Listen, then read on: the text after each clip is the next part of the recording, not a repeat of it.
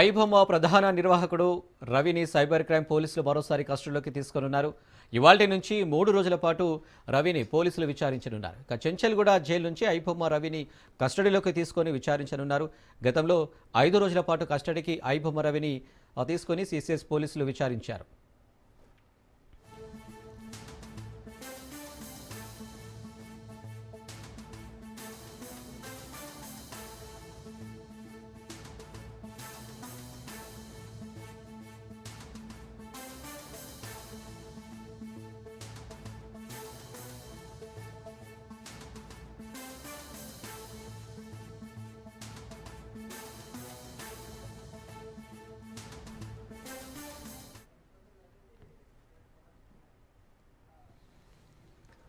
ఇక ఐబొమ్మ నిర్వాహకుడు Ravi cyber crime పోలీసులు మరోసారి కస్టడీలోకి తీసుకున్నారు. ఇవాళ నుంచి 3 రోజుల పాటు రవిని పోలీసులు విచారించనున్నారు. ఇక దీనికి సంబంధించి మరిన్ని డీటెయిల్స్ మా ప్రతినిధి పవన్ అందిస్తారు. పవన్, మరికొద్ది సేపట్లో ఐబొమ్మ రవిని చెంచల్గూడ జైలు నుంచి కూడా పోలీసులు కస్టడీ తీసుకున్నారు. ఎందుకంటే ఇప్పటికే కోర్టు యొక్క 3 రోజుల పాటు యొక్క కస్టడీ ఇస్తూ యొక్క మధ్యంతర ఉత్తర్వులు జారీ చేసిన నేపథ్యంలో ఈ రోజు, రేపు, ఎల్లుండి 3 రోజుల పాటు కూడా పోలీసులు యొక్క కస్టడీలో విచారణ కొనసాగిస్తారు. ముఖ్యంగా చూస్తే రవికి సంబంధించి గతంలోనే 5 రోజుల పాటు విచారించిన సైబర్ క్రైమ్ పోలీసులు ఇంకా చాలా సమాచారం రాబట్టేది ఉన్నట్టు కూడా తమకు ఇంకా 7 రోజుల కస్టడీ పిటిషన్ కూడా కోర్టులో దాఖలు చేసిన నేపథ్యంలో 3 రోజుల పాటు కస్టడీ ఇస్తూ కోర్టు ఉత్తర్వులు జారీ చేసింది. కాబట్టి ముఖ్యంగా చూస్తే ఐబొమ్మకు సంబంధించిన పైరసీ సినిమా కావచ్చు, అంతేకాకుండా పైరసీ సినిమా వల్ల వచ్చిన డబ్బులకు సంబంధించిన లావాదేవీలు కావచ్చు, దీనికి సంబంధించి ఇతర దేశాలకు ఎప్పుడెప్పుడు వెళ్ళారు, ఎక్కడెక్కడ వెళ్ళారు, ఎవరిని కలిశారు,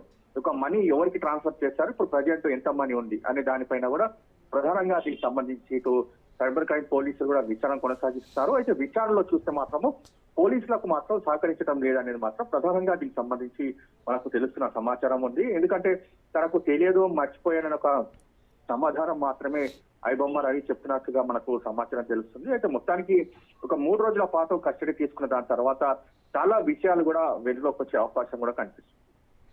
రైట్ పవన్, థ్యాంక్ యూ.